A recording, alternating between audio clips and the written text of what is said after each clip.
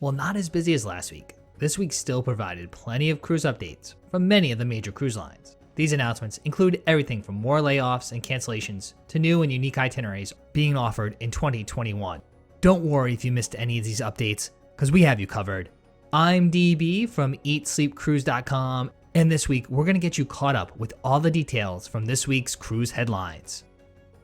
Carnival Corporation announced this week a combination of layoffs, furloughs, and reduced work weeks and salaries to manage the extended pause in cruise operations. Carnival Corp President and CEO Arnold Donald stated, "Taking these extremely difficult employee actions involving our highly dedicated workforce is a very tough thing to do. Unfortunately, it's necessary given the current low level of guest operations and to further endure this pause." Carnival Corp is now among the likes of other cruise lines, including Norwegian Cruise Line, who was the first to introduce a shortened work week and 20% pay cut for shoreside employees, and a further furlough of 20% of its current employees until the end of July. Disney Cruise Lines is the latest cruise line to further extend its cruise suspension. Up until this point, the cruise line has suspended all new departures through June 18th, with Disney Magic sailings canceled through July 2nd, and Disney Wonder Alaska sailings canceled through the end of June. However, this week, Disney Cruise Line further extended this pause now until July 27th, 2020.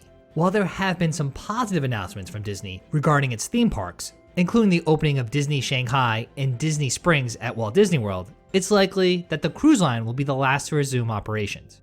I guess that means a trip to Disney World has been added to our summer plans. During a webinar on Wednesday, Royal Caribbean International's president and CEO Michael Bailey addressed a number of commonly asked questions surrounding the current health crisis and what will be different when cruising resumes as a result. One obvious change that most cruisers saw coming was a revamping of cruise ship buffets. Bailey stated, "Royal Caribbean has teams working on every single element of the guest experience, and we obviously have a team working on the buffet." He further went on to state that in the beginning, there will not be a buffet. He further added, quote, "I think there will be changes for sure, and I think the word buffet will diminish and we'll replace it with a new concept." Does this mean that Virgin Voyages had the right idea all along? Will traditional cruise ship buffets be more akin to a food court-like setting when cruising resumes?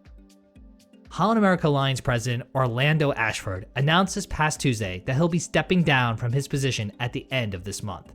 This announcement comes just a short time after the brand announced an extension to its global pause in operations, as well as the cancellation of all Alaska, Europe, and Canada-New England cruises for the remainder of the year. Mr. Ashford has been with HAL since November 2014, leading the brand to continued success.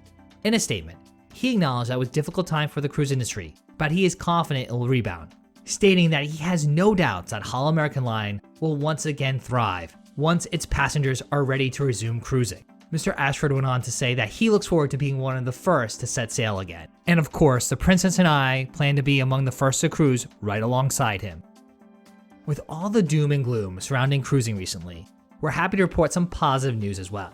After Carnival Cruise Line's announcement a few weeks ago regarding its phased return to service plan, with a scheduled set sail date of August 1st, the Cruise Planners Travel Agency reported a 600% spike in bookings compared to last year's numbers for that day, and a 200% increase over a 3-day period. Of course, some of this increase can be explained by the rebooking of canceled cruises from this year. However, it does provide some optimism that cruisers are eager to get back to sea once it's safe to do so. We know we certainly are. Another great sign for the future of cruising is that cruise lines are acknowledging the desire of guests to cruise to new and exotic destinations across the globe, and the cruise lines are curating itineraries to satisfy their curious travelers. This past week, Norwegian Cruise Line released its 21-22 bookings, with first-of-its-kind itineraries visiting locales such as Antarctica on Norwegian Star and round-trip cruises from Cape Town, Africa. The 2022 Alaska season will host Norwegian Bliss once again making stops in Icy Strait Point and Norwegian Encore itineraries featuring Glacier Bay. The cruise line has also added longer Caribbean itineraries and cruises to Panama, visiting 2 ports of call, Panama City and Cologne. These new cruise vacations certainly make it a lot easier to see the world one port at a time. And there you have it. That's a roundup of the major cruise line headlines from this past week. But of course, we'd love to hear from you.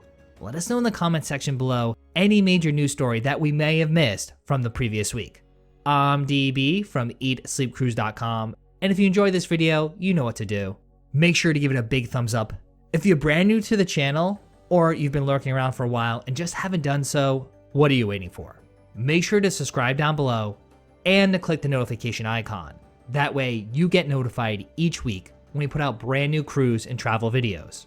You can also say hi to us all over social media at Eat Sleep Cruise, and thanks again for watching.